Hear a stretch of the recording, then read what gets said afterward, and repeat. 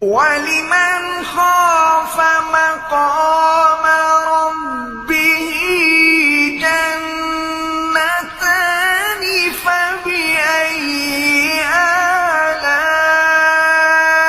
آلاء ربكما تكذبان ذواتا أفنان فبأي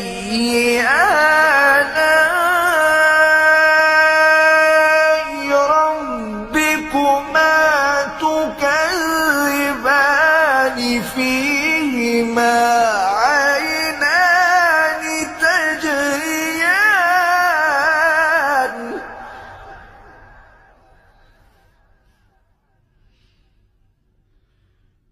فبأي